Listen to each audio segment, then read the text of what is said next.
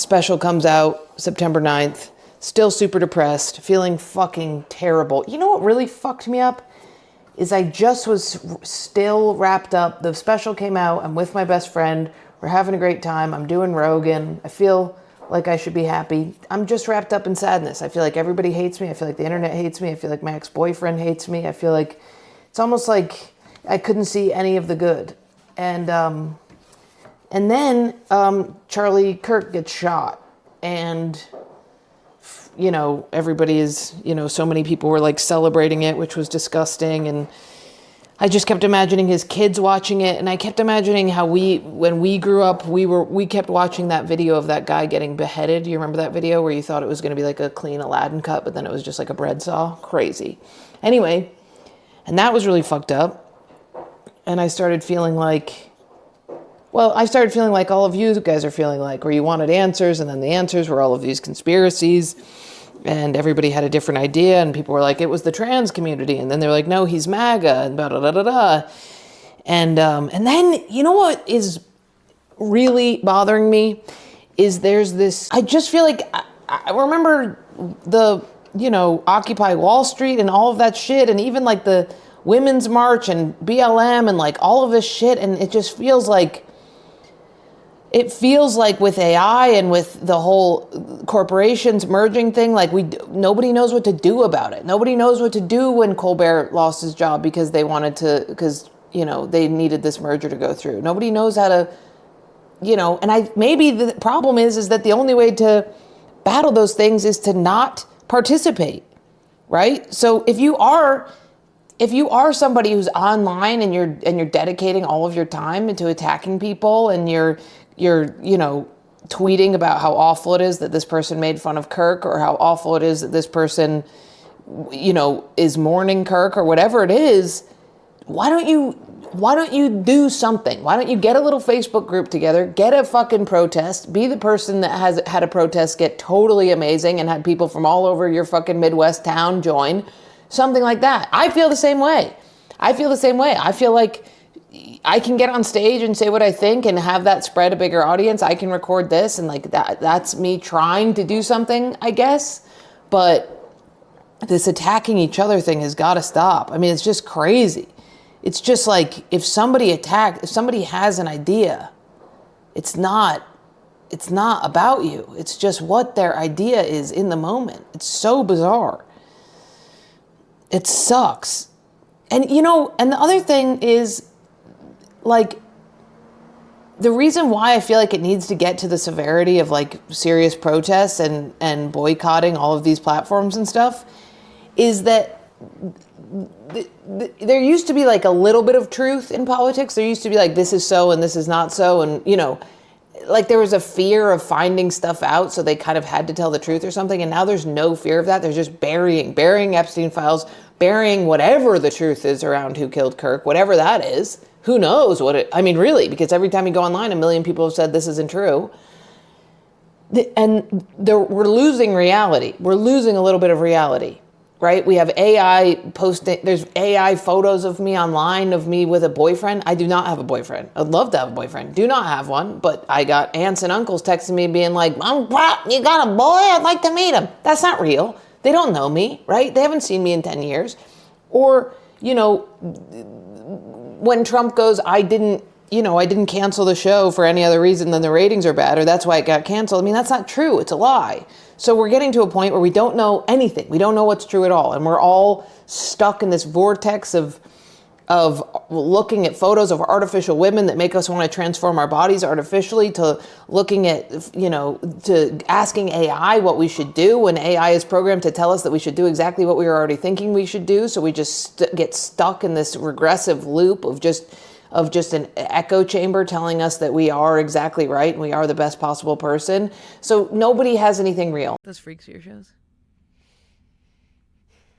No.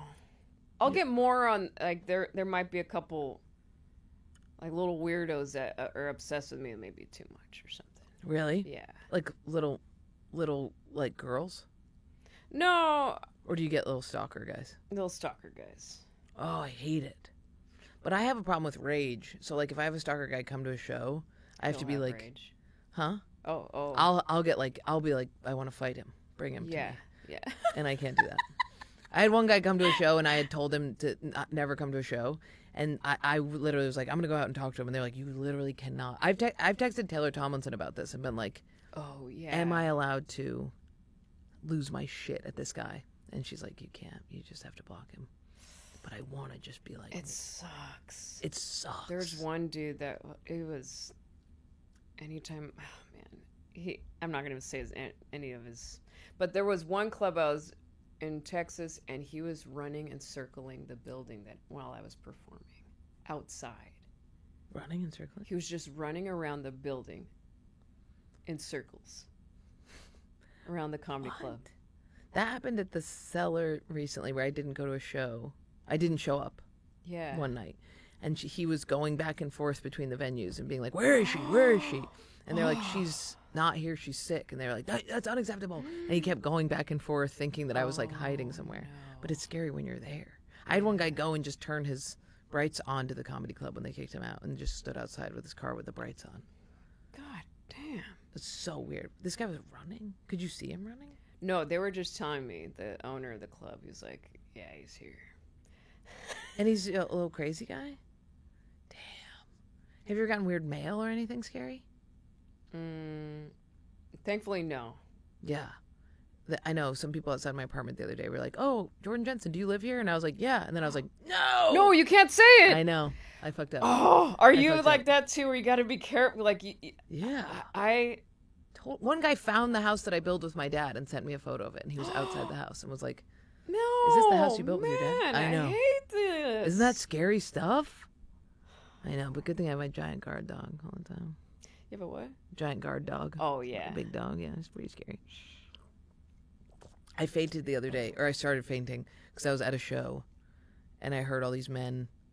They were just being like, Jordan, and I was like, just chill out, you guys. And I was like doing the meet and greet. And then they were gone. They disappeared, and Coyote wasn't there. And I was like, what the fuck? And I just started fainting because I thought they took him. And my response was I just started passing out. And then my opener, who's my best friend, was like, I have her. She's followed me. But I was like, I had no fight. I had no, like, I was like, does anybody know where my dog? And I was like a goat. It was crazy. But yeah, that's, I get, I mean, I should get more freaked out. I think that as women, we should be cautious. But I think more I get really like angry, where I'm like, well, how do you possibly think that this is going to do anything for you? But I think they just get delusional ideas, which is weird. But one time I had a lot of dreams about Jude Law. Oh. Like a lot. Yeah. After I saw Closer. And like a lot, like every night I'd have this dream that me and Jude Law were together. Wow. And I was like, maybe that's what's happening with these people. Is they're like, but I was like 15 when that was happening. Yeah. And I think they just developed this fixation. Yeah. And then I'm like, but Jude Law wasn't like I'm on every platform constantly speaking directly at people. Jude Law was just in one movie I saw. Yeah, that's why this is like, they feel like they really can hang out with us and know us. Yeah. That's scary stuff. I did that with Tig Notaro. I developed a super not fucked up, but a paranormal relationship, parasocial, paranormal. And there was a time where she was performing in Nashville, and I was like looking at her, and I was this like young baby comic, and she's like looked up at me, and I was like, I have to go. And I like left, but I felt like I was like, we are buddies. And then Kyle Dunnigan, who did Professor Blastoff with her, was at the Cellar. And now I'm like friends with Kyle. Yeah. But I just had a full panic attack on stage because he was watching. Dude, he's so funny. So great. It's so, the only part of Kill Tony that I've ever enjoyed is when he did it. He's the best. He's the best. He's so talented. He's such a good dude too.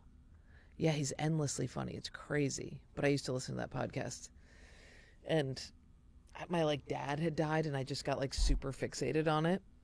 And I think I emailed them, and it was like it was that bad. So then Kyle was at the Cellar, and he was watching my set, and I just on stage just was like flop sweating, insane. It was crazy. I know. It was so weird.